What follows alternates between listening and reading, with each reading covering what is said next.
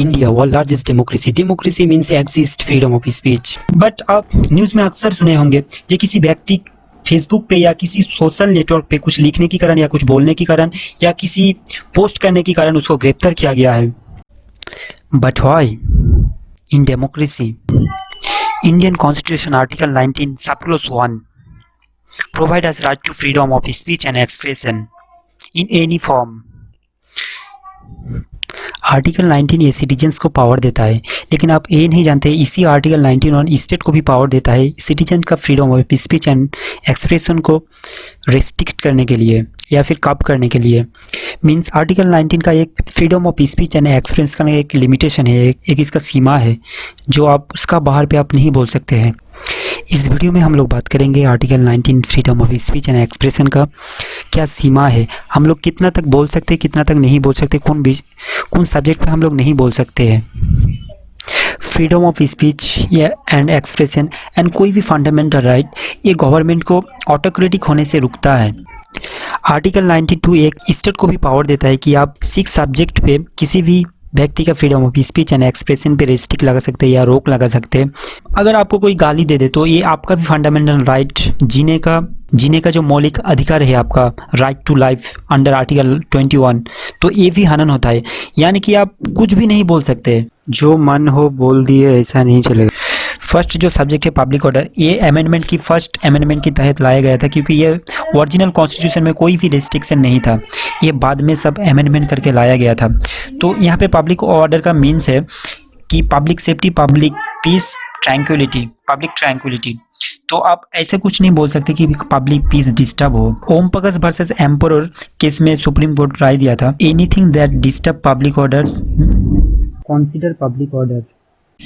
मान लीजिए किसी समुदाय का रिलीजियस फीलिंग के खिलाफ या फिर आप हर्ट कर रहे हो किसी रिलीजन फीलिंग का, तो ये आम बात है, वहाँ पे दंगा लगने के चांस है, तो इसमें पब्लिक ऑर्डर डिस्टर्ब होता है, तो आप ऐसा कर नहीं सकते। अगर वहाँ पे मान लीजिए दंगा लग गया तो हर कोई आदमी दंगा नहीं चाहता है, तो उसका भी एक फंडामेंटल राइट जीने का हक हनन होता है, तो आप ऐसे कर नहीं सकते। तो इंडियन पेनल कोड 292 एंड 294 के तहत आपके खिलाफ एक्शन लिया जा सकता है। सेकेंड जो सब्जेक्ट है वो है सिक्योरिटी ऑफ स्टेट। मान लीजिए आप पूरा देश के खिलाफ या फिर कुछ अंश के लिए स्टेट के खिलाफ लड़ने के लिए बोल रहे हो, लोगों को उस्का रहे हो या रिबेलियन के लिए सोच रहे हो, तो आप ऐसा कर नहीं सकते, ये एक्सप्रेशन नहीं कर सकते क्योंकि इसमें देश का इंटीग्रिटी एंड सोवरेनिटी का हार्ट होता है। मान लीजिए नक्सलिज्म एंड टेररिस्ट, आपको पता है देश का लिए कितना खतरा है, तो आप टेररिस्ट आइडियोलॉजी को स्प्रेड करने के, फैलाने के लिए, विस्तार करने के लिए आप फेसबुक पे कुछ बोल रहे हो या किसी जगह पे कुछ बोल रहे हो, तो आप ऐसे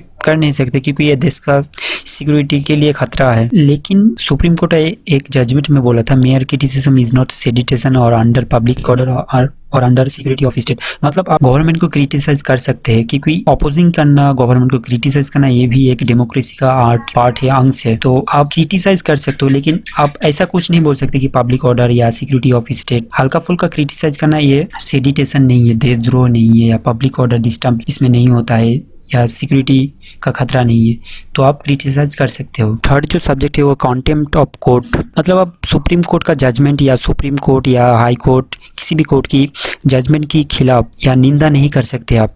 इसमें क्या होगा, लोगों का कोर्ट की ऊपर विश्वास बना रहेगा। कॉन्टेम्प्ट ऑफ कोर्ट ये एक क्राइम है, मतलब सुप्रीम कोर्ट का खिलाफ या निंदा करना ये एक क्राइम है। Contempt of court act 1971 subsection 2 के तहत ये एक क्राइम है। फोर्थ जो सब्जेक्ट है वो है डिफेमेशन या किसी का निंदा करना। तो किसी का निंदा करना ये एक क्राइम है। इंडियन पेनल कोड 499 एंड 500 के तहत आपके खिलाफ एक्शन लिया जा सकता है।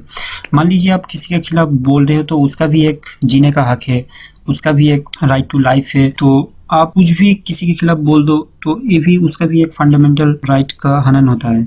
जैसे कि राहुल गांधी कैंपेन के दौरान बोला था चौकीदार चोर है, लेकिन इसका कोई प्रूफ नहीं था, इसीलिए राहुल गांधी के खिलाफ एफआईआर दर्ज किया गया था। उसके बाद राहुल गांधी ओपनली माफ़ी मांगा था। फिफ्थ जो सब्जेक्ट है वो है sovereignty and integrity of India, यानी कि शिष्टता और अखंडता।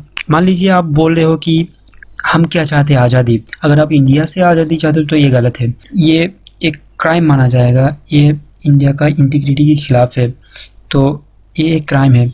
अगर आप बोल रहे हो खालिस्तान जिंदाबाद, आपको पता है एक लड़की बोला था खालिस्तान जिंदाबाद। एक खालिस्तान वो मोमेंट है जो इंडिया का पंजाब और पाकिस्तान का पंजाब मिला के एक सिख देश बनाना चाहता था, कुछ सिख इंसर्जेंट ग्रुप, तो वो है खालिस्तान मूवमेंट। तो एक बच्चा बोला था, एक लड़की, कि खालिस्तान जिंदाबाद, तो उसका खिलाफ सेडिटेशन का चार्ज लगाया गया था। लेकिन सुप्रीम कोर्ट राय दिया था ये मेयर क्रिटिसिज्म इज नॉट सेडिटेशन, यानी कि वो छोटा लड़की एक बड़ा समूह को इन्फ्लुएंस नहीं कर सकता है। वो ऐसे हंसी खुशी बोल रहा था, लेकिन अगर एनवी सिद्धू बोलेगा तो एक बड़ा समूह, एक लार्ज नंबर मैन इन्फ्लुएंस हो सकता है, तो उसका खिलाफ सेडिटेशन का चार्ज लगाया जाएगा। लेकिन अगर एक बच्चा हंसी खुशी बोल रहा है तो वो एक सेडिटेशन नहीं माना जाएगा। ये मेयर क्रिटिसिज्म इज नॉट सेडिटेशन। 6 जो सब्जेक्ट है वो है friendly relation with foreign state. आप इंडिया का साथ जिसका रिश्ता अच्छा हो, आप उसके खिलाफ ऐसा कुछ नहीं बोल सकेंगे जिसके लिए इंडिया का मतलब उस देश की साथ रिश्ता में चोट आए या हैम्पर हो, तो आप ऐसा कुछ नहीं बोल सकेंगे। मालालमपुर में चाइना का प्रेसिडेंट सी जिनपिंग आया था, तो एक तिब्बतियन प्रोटेस्ट कर रहा था बेंगलुरु में। अब तिब्बतियन एक मूवमेंट चल रहा है, वो लोग चाइना मेनलैंड से आज़ाद होने के लिए, तो एक तिब्बतियन प्रोटेस्ट कर रहा था, तो उसको गिरफ्तार किया गया। इस वीडियो को शेयर जरूर करें, क्योंकि जाने अनजाने पता नहीं किसको पुलिस का सामना करना पड़े। इसीलिए आपका फ्रेंड को, आपका दोस्त को, जिसको भी हो शेयर कीजिए, पता नहीं जाने अनजाने किसी का गिरफ्तार होना पड़े।